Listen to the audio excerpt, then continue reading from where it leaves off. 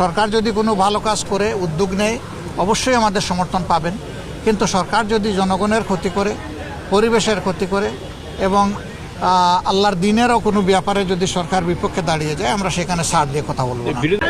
এবং ঈদের অগ্রিম শুভেচ্ছা।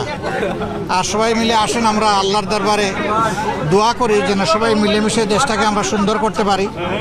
এখানে সবাই অবদান রাখা দরকার। সরকারি দল, বিরোধী দল, নির্দলীয় যারা আছেন, এই সমাজকে আমরা ভালোবাসি। এই দেশ আমাদের প্রিয় দেশ। দেশ ভালো থাকলে ইনশাল্লাহ আমরা ভালো থাকব। দেশ যদি খারাপ হয় আমরাও ভালো থাকতে পারবো না। তবে দেশে কিছু বিদ্যমান সমস্যা আমরা দেখতে পাচ্ছি গত কয়েকদিন ধরে। মানুষের জীবনের নিরাপত্তা দারুণভাবে বিঘ্নিত হচ্ছে। আমরা সরকারকে দৃষ্টি আকর্ষণ করব যে এইদিকে সরকার যেন যথাযথ মনোযোগ দেন এবং বিশেষ করে সরকার দলীয় কেউ যেন এই সমস্ত অপরাধের দায়িত্ব না নিয়ে অপরাধীদের পাশে না দাঁড়ান। যদি অপরাধীদের পাশে সরকারি দলের লোকরা দাঁড়ানো শুরু করেন তাহলে এই সমাজ থেকে অপরাধ দূর করা একেবারেই অসম্ভব। তারা যদি সদিচ্ছার পরিচয় দিতে পারেন সমাজটা ভালো হবে, আমরা এটা আশা করতে পারি। আমরা দেখতে চাই যে সমাজ ভালো হবে ইনশাল্লাহ। বিরোধী দলীয় নেতা হিসেবে আসি নাই, আমি শফিকুর রহমান হিসেবে আপনাদের মানুষ আপনাদের কাছে এসেছে, এটাই আমার অনুভূতি। আরেকটা বিষয় ছিল যে আপনি জানেন যে সামনে যে অধিবেশন বসবে, মার্চের শুরুতে বসার কথা রয়েছে, এই ক্ষেত্রে রাষ্ট্রপতি নিয়ে নানা আলোচনা হচ্ছে এবং বিভিন্ন গণমাধ্যম আমরা দেখেছি যে তিনি থেকে যেতে পারেন তার মেয়াদ পর্যন্ত।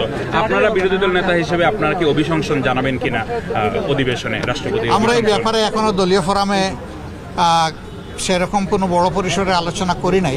আমরা সবগুলা বিষয়ে আলাপ আলোচনা করে যেটা দেশের জন্য কল্যাণকর হবে, মঙ্গলজনক হবে, সেই সিদ্ধান্তই নেব।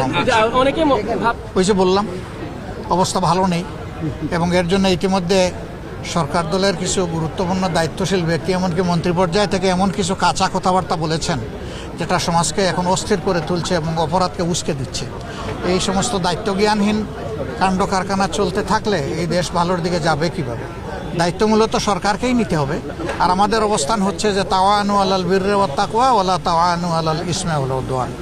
সরকার যদি কোনো ভালো কাজ করে উদ্যোগ নেয় অবশ্যই আমাদের সমর্থন পাবেন, কিন্তু সরকার যদি জনগণের ক্ষতি করে, পরিবেশের ক্ষতি করে এবং আল্লাহর দিনেরও কোনো ব্যাপারে যদি সরকার বিপক্ষে দাঁড়িয়ে যায় আমরা সেখানে ছাড় দিয়ে কথা বলবো না। বিরোধী দল হিসেবে আপনাদের ভূমিকাটা কি থাকবে? এই তো দেখবেন ইনশাআল্লাহ, বিরোধী দল হিসাবে তো সংসদে গেলে দেখবেন।